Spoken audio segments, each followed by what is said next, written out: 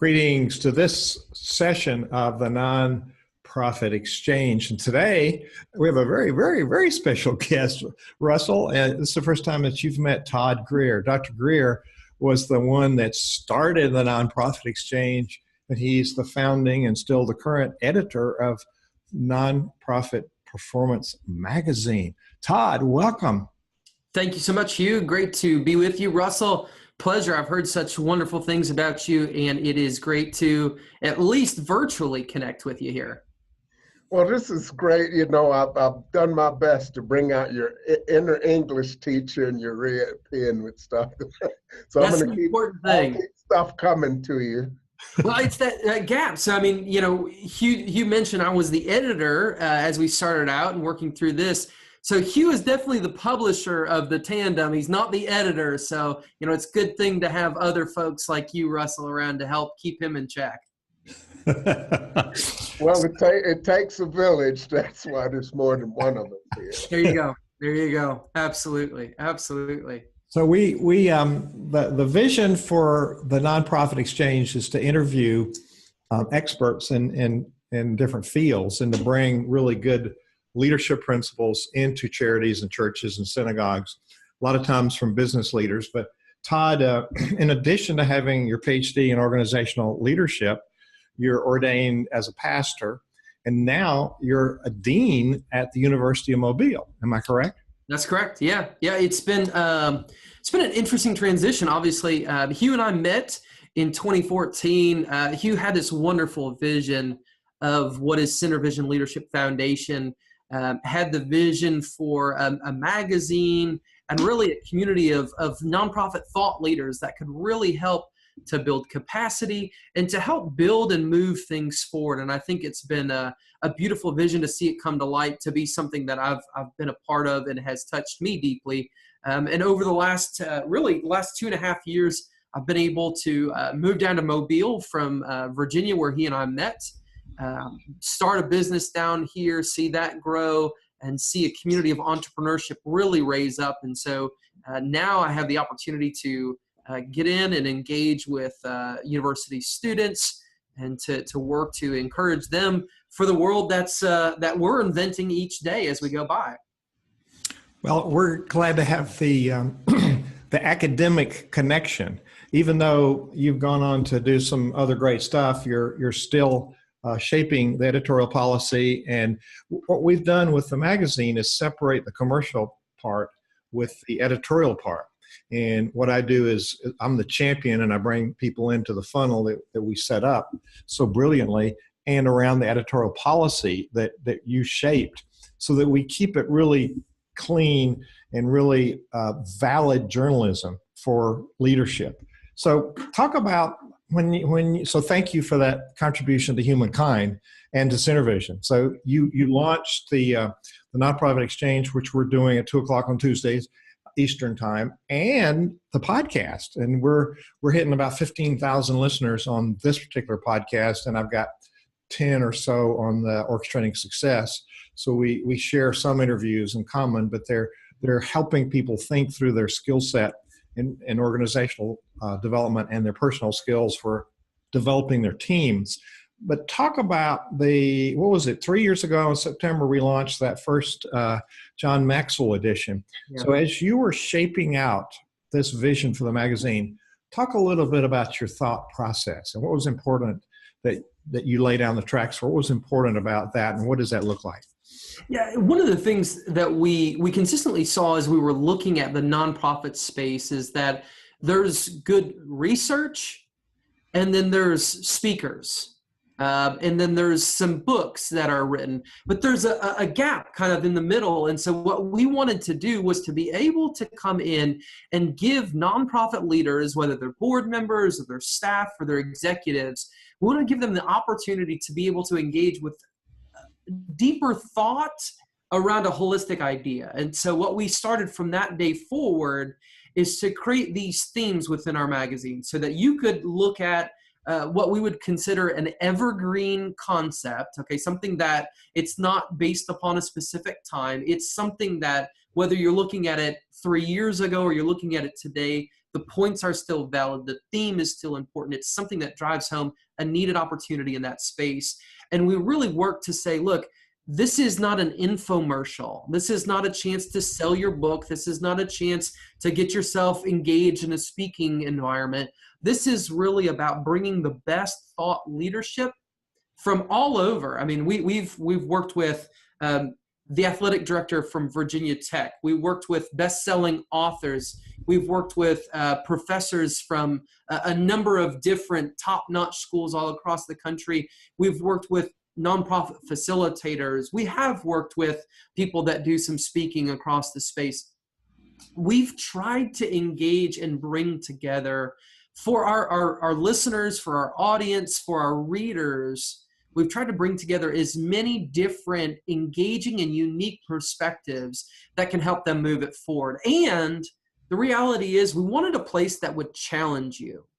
You know, it's one of those things that a lot of times it's very easy for us to become stagnant or to reach a plateau.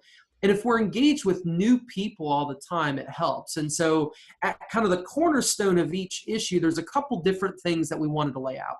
One is we wanted to have that big name at that cover that you could look at. I mean, and so John Maxwell was quite a name to be able to start with. And you see others that have gone on to head the cover of the magazine, and they've done an amazing job.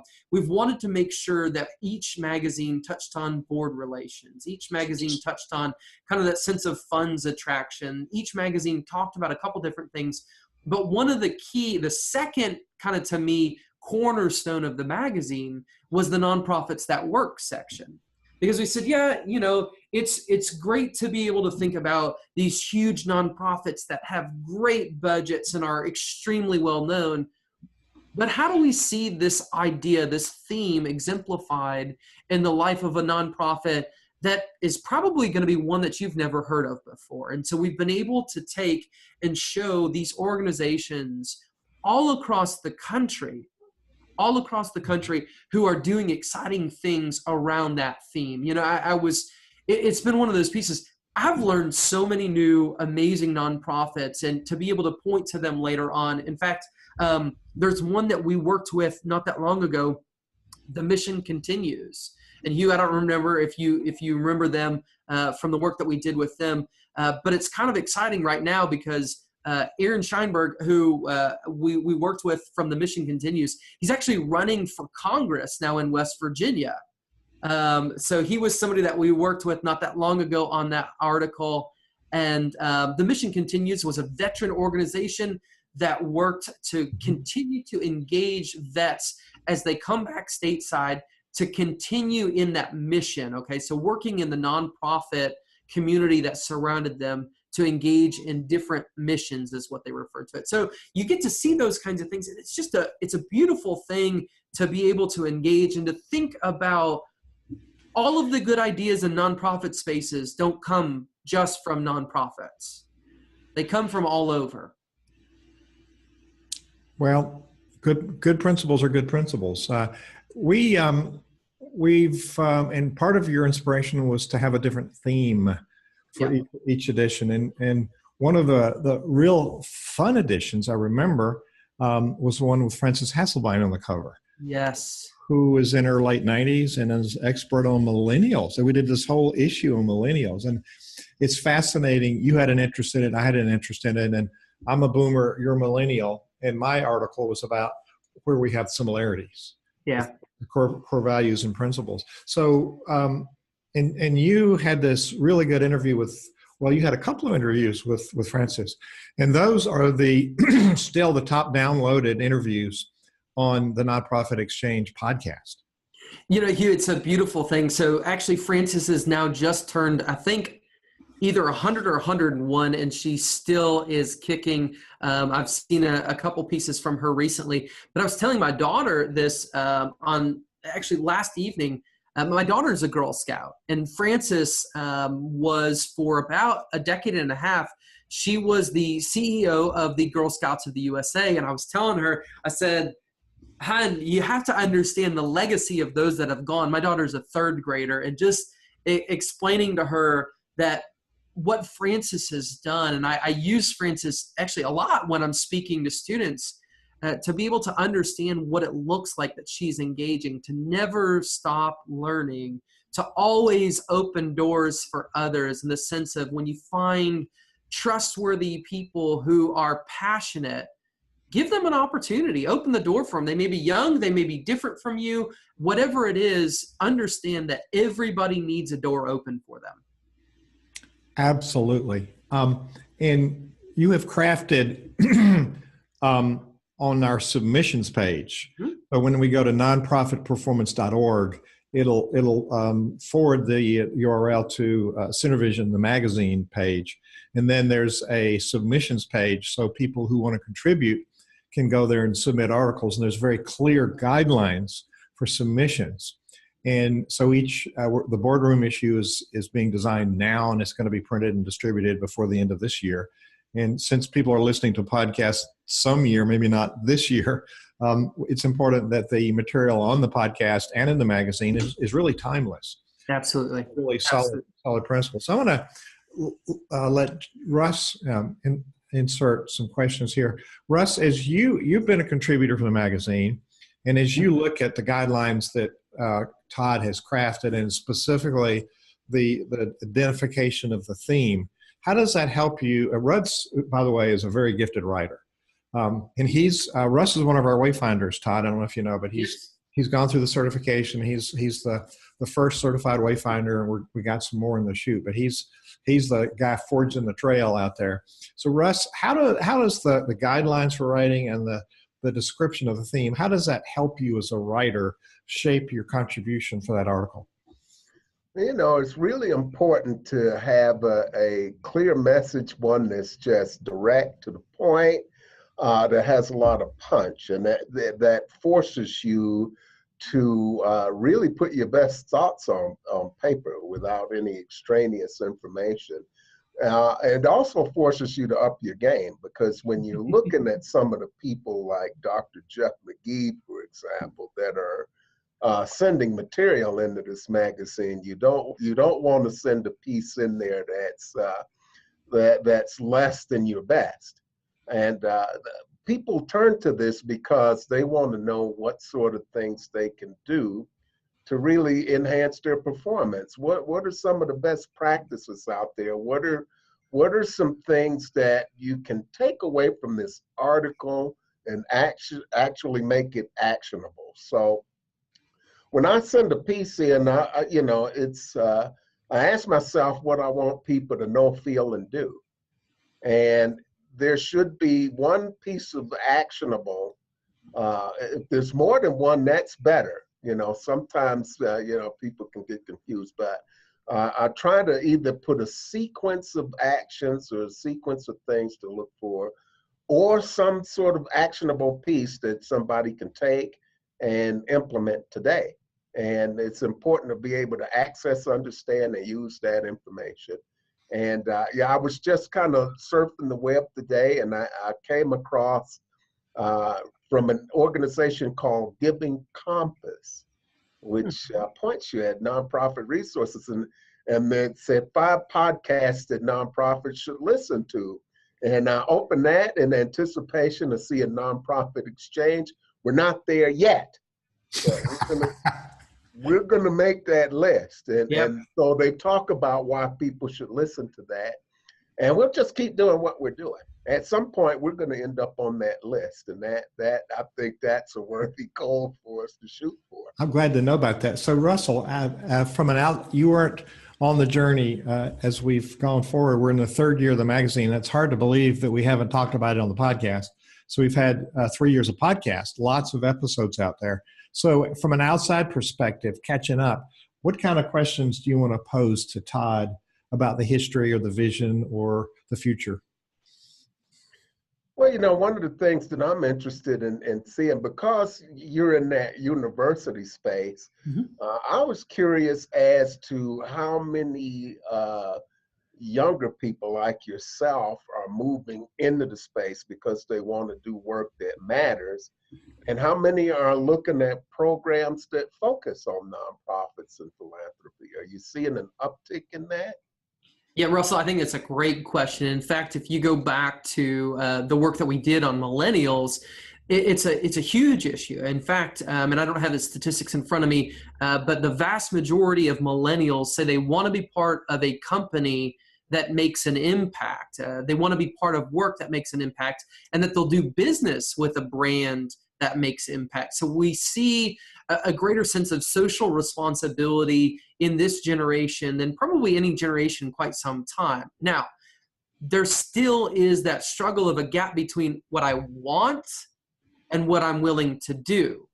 And so we know that that's not always something where that gap is closed, but we know that there is a desire. And so we do see it among our students. Now, we happen to be at a university that's a private Christian institution. And so we have that faith basis in a lot of our students where they do want to go and make impact. But across the community here in the Mobile area and across the state, across the country, we're hearing more and more about programs like social entrepreneurship coming up. We're seeing people, including the B Corp and other groups, where they're saying, like, we think that there's a blurring of the line that's coming before us between the typical business and the typical nonprofit or charity.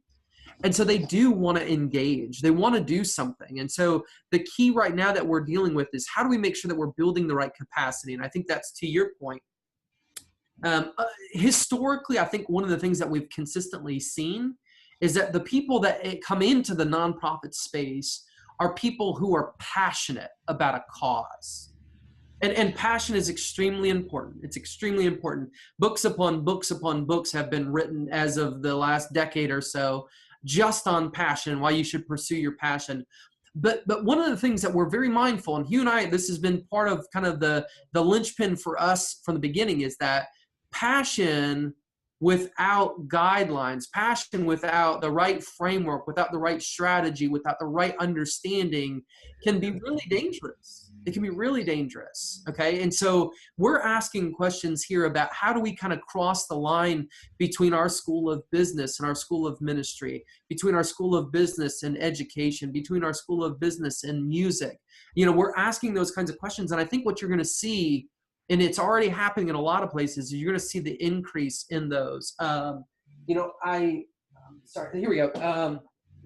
You're finding, you know, folks like business as mission is a concept that's really kind of come up over the last handful of years. You've got schools that are developing these centers. They're getting out there and they're serving. And so I think we've got a great opportunity, and I think it means a lot to our communities. In fact, I think kind of going back to that millennial piece, and even touching into our current issue that will be coming out here in December, the boardroom. I think one of the things that's really important for our nonprofits is to make sure that they're engaging millennials, they're engaging even now Zs to begin thinking about what does it look like to have diversity from an age perspective on their board as well. So I think the younger generations are incredibly excited about the potential to make impact in the world. Yeah, this is really important stuff. I've been engaged with my own church here in doing a visioning, and we've been basing that on good to great for the social sectors. Something one of our local guys, Jim Collins, he's just up the road in Boulder. Okay. We started visioning on that. And one of the things that was said verbally was, you know, we really want to get young people involved. But as I dove into this process with them, I created a system to work with the faith-based community and created a coding system. And what they say and what scores, there's a little bit of a disconnect. So this is something that's worth exploring a little bit further. Yeah. Not enough to say that we want younger people involved, but where are our actions leading us? And so there's an underlying, and of course, this wasn't done to scale to any scientific scalers or with the thought of statistical validity in it. Well, because there's a lot of open-ended stuff. It's my own interpretation of it. But it's really interesting, and love to share some of those codes with you, some of the coding I did with that. And the other thing I wanted to say is we've got a very strong business as mission chapter. As a matter of fact, I'm going tomorrow morning to the monthly meeting. That's great. That's great. You know, it's interesting because what you said is spot on. And this is something that we see. There are two pieces that really have stuck out to me, and I don't know who said the one and I know who said the other. So somebody said to me, you will get what you celebrate. So you step back and you think about it. In an organization, whether it's a nonprofit or for-profit, you will get what you celebrate. So you say you want something. If you don't celebrate it when it happens, you're not going to get it. Because that's the reinforcement. When you celebrate something, you're reinforcing that this is the culture that we're working to establish.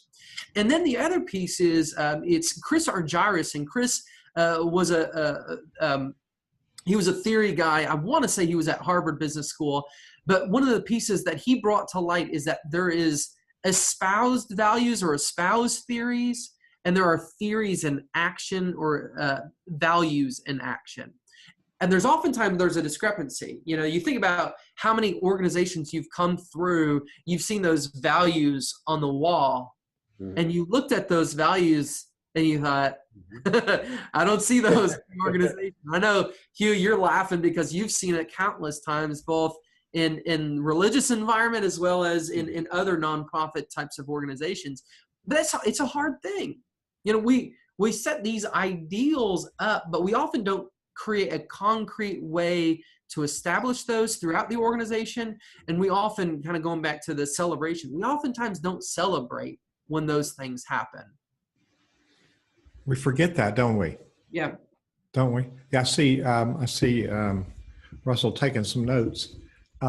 Russell grabs some sound bites in these that are usually very, very astute.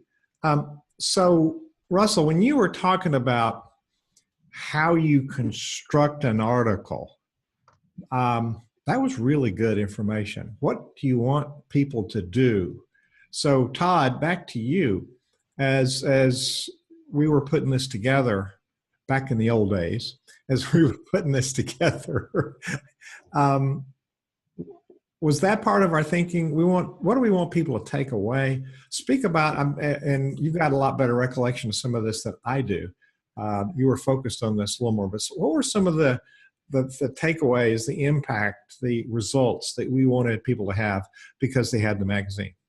Yeah, a couple things that really stuck out in the early days as we were doing it. And Russell, I think you said it great. Know, feel, and do. I want people to know, to feel, to do. What do I want?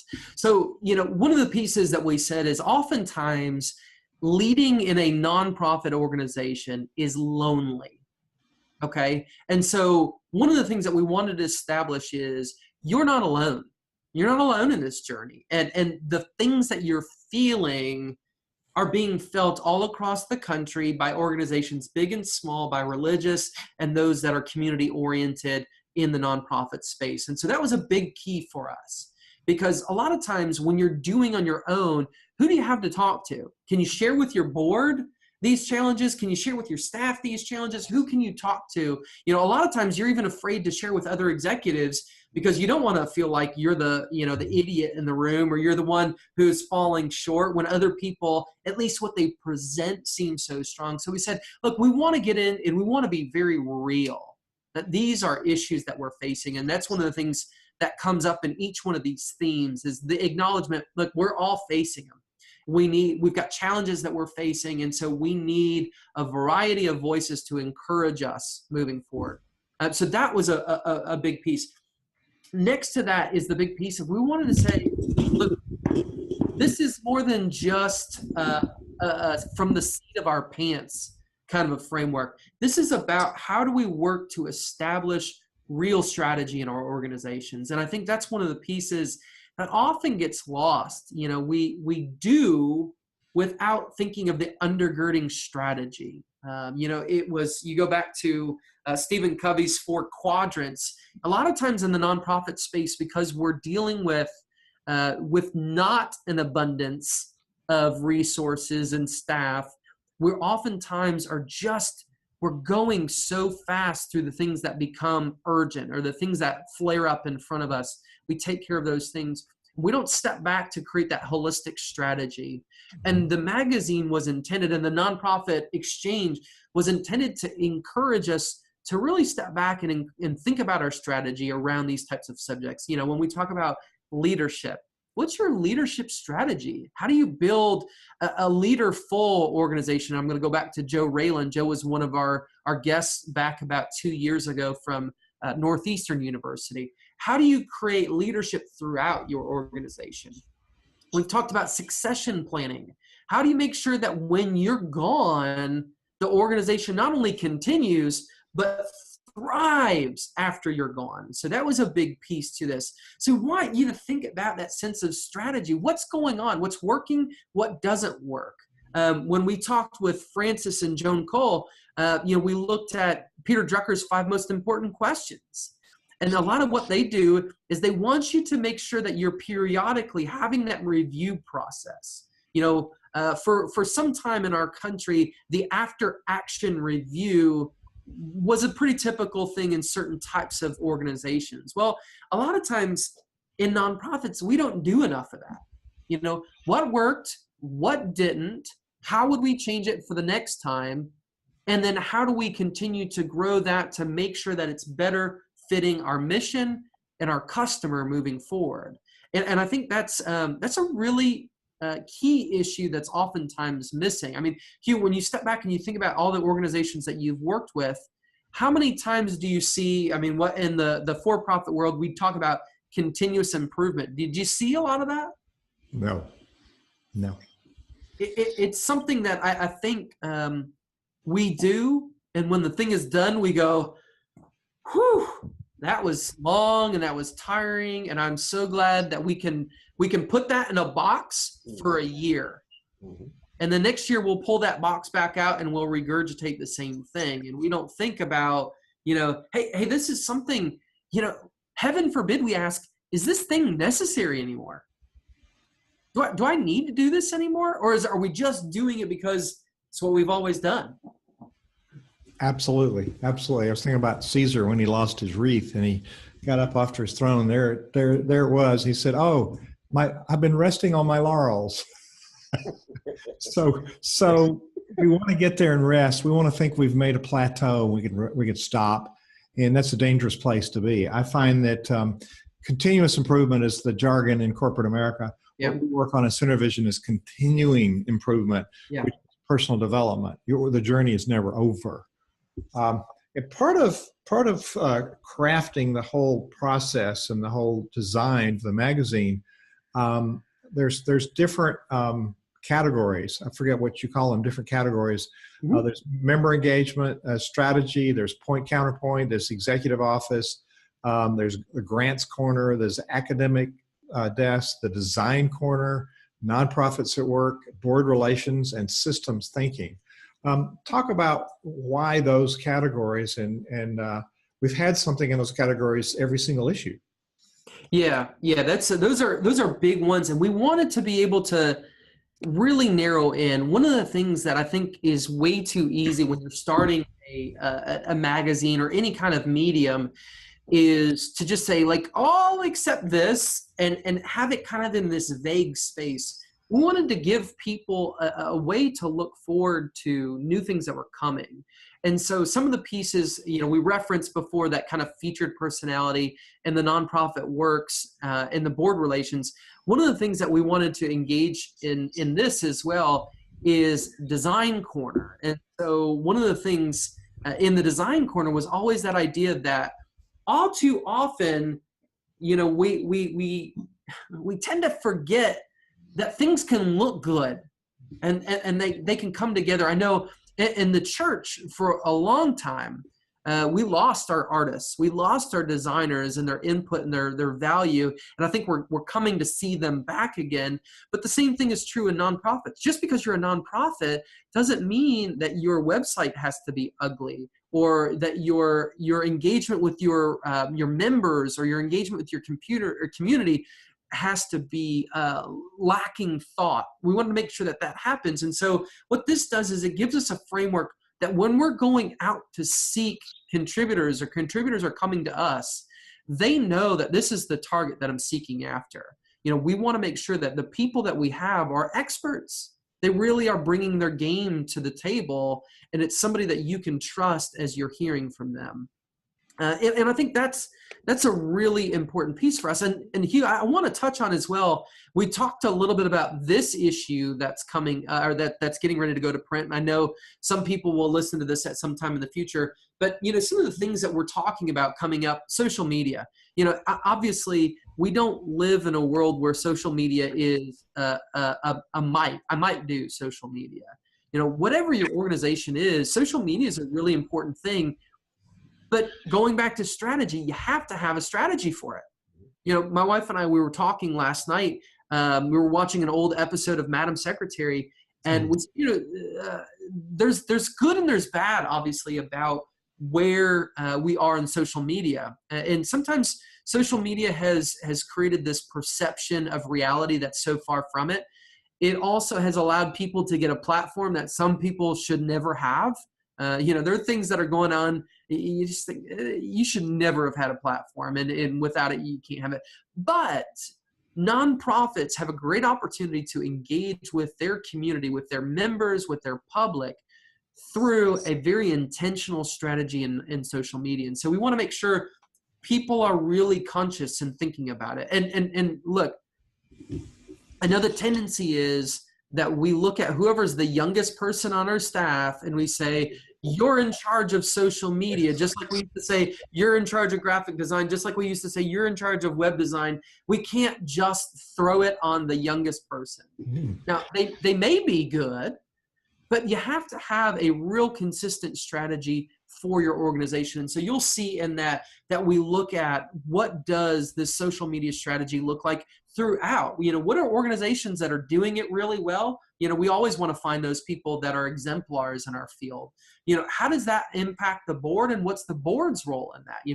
Do you expect your board members to tweet out everything that's happening from your Twitter account? Do you expect them to engage? What does that look like? What are the expectations that you have? And so that one's coming up here soon. And then following that is really kind of this thing that Russell and I were kind of hinting at, is this future of the public-private partnership. And I think that's something we're going to continue to see growth in that area, because the reality is, the moniker charity is something that really has a bad connotation now in our society, because what a charity does is a charity comes without strategy and without fiscal strategy, and they come and they say, please give to me so that I can give to others. Well, we love to give, but we're asking the ROI question. Just like we asked return on an investment, we're asking, what's the return on my impact? What's the return on my giving in the nonprofit sector? And so we really want to make sure that we're thinking strategically about not only where we're at right now, but what's coming down the pipeline. How do we make sure that we build the right partnerships with the corporate entities in our environment to say, okay, if you care about this issue and we care about this issue, how can we collaborate to be able to make real impact in our community? That's a word that most of our charities don't understand. So Russell, we're rounding up to the final 9 minutes of our interview. I'm going to give you a little more airtime. You've got some good questions. Is there one brewing for Todd? Well, when it comes to social media, it's interesting because I was at a Socratic cafe at the University of Denver. Me and a few other guys get together on Saturday nights to actually do that. And we had an ongoing discussion for 8 weeks about isolation. Social media came up, and he pointed out, he says, you seem to be very comfortable. I haven't seen anybody your age that is that comfortable with social media. Well, I've got to, I don't know everything, but we talked about being isolated, even though people are on social media, and there were a lot of things, pro and con, that were raised with social media. And there's a balance to be struck, and it's not totally evil, it's not totally good. And we want to be able to have these face-to-face interactions. There's nothing like it, like face-to-face interaction. The social media is a tool. I think a lot of people view it as some sort of mysterious skill of people on. After you turn 25, your brain just oozes out of your ears and you have no clue what to do, and you got to go find your children, your grandchildren. That's not the case. It's this view. And what sort of things have you heard people talk about when you're talking with them about using social media to engage? Is there some resistance? Is there are there people that think it's the Holy Grail? What are you hearing people talk about? And I think it's a great thing to just devote a whole issue to. Yeah, and let me touch real quickly, Russell, on something you said, and then I'll come back to the questions themselves. You talked about isolation, and that's a reality. I mean, that's a very big reality, because it wasn't until social media really crept up that we had this acronym FOMO, the fear of missing out. And I think what that does oftentimes is it actually does, it drives us deeper into that sense of isolation, because we don't feel like we're part of something, and so we withdraw even more. So social media is amoral. It's not moral, it's not immoral, it's amoral. It's a tool, it's a medium, it's a channel, yes. Okay, so it's the question is, how do we use it? That's a really important piece. To yours, what kind of feedback are we hearing? A lot of times in smaller, more what I would consider more traditional nonprofits that typically are led by older executives, there's a fear. How do I do it? How do I engage? What kinds of media do I put out there? Do I do it from my personal social media channels? I might have Facebook. Do I post about the organization from my personal? Do I do it from the groups? How do I build a following? I think all those are really, they're big questions. And it's not an easy thing. It's not, and there's not really just a one size fits all response to that. But I think one of the things that's really important, and Hugh, I know, has done a masterful job when it comes to kind of the building that social media following. Hugh created a platform that he said, look, I'm going to focus on leadership. Okay. I'm going to focus on leadership, and I'm going to focus on how do we empower people around leadership. And so when you see his messages, they're consistent. He's consistently posting about leadership and organizations, and he's built a following around a theme. All right. In your nonprofit, that's a key thing for you. You have to own the space that you're in, and you got to be really mindful. It's quick and easy to go chase the shiny object. Right? We've talked about chasing money in nonprofits before. That's something that a lot of times gets a lot of nonprofits off track. They go and they chase money. The same thing is true when it comes to social media about chasing the shiny object. Not everybody has to have a perspective on every issue that comes up. Okay? When LeBron went to Miami, your nonprofit didn't have to talk about LeBron going to Miami unless LeBron was the spokesperson for you in Cleveland. Then you might have something to say. So it's being really mindful about putting your blinders on when you need to put your blinders on, and know what you're good at and what you should be talking about. And I think that's a really big thing, because your following will come out when you're consistent in what you're talking about, when you have a definitive framing to your social media messaging. And the other thing is too, we live in a world where the social media algorithms are consistently changing. And right now, the heavy push is, it used to be to photos, and now it's even further, it's to video. Okay, so video is the hot piece. And so having opportunities, in fact, like here we are, we're live on Facebook, right? That is a really important thing. Having, whether it's, video chats or it's having small snippets, you want to be able to create bite-sized video, bite-sized media, visual media, because it is attractive. It's going to engage more people. It's more likely to be seen by folks than, I ate nachos for dinner last night. Nobody really cares unless you have a great picture of your artisan nachos, with your tofu on it or whatever, then people might care. But I think that's a big thing, is to make sure that when you do post something, that you're harnessing all that's available to you. And that's really another piece. And we'll talk a little bit about it in the social media magazine or issue of the magazine. But something that I think a lot of people don't realize is that there are very tangible ways for you and your nonprofit to be able to have good visuals. You know, I mean, I know Hugh is an Apple guy, and Apple made it very available to people to be able to cut and edit simple but good, clean video. So you have those. More recently, in a design perspective, and I'm blinking on the name. Hold on one second, I'll find them.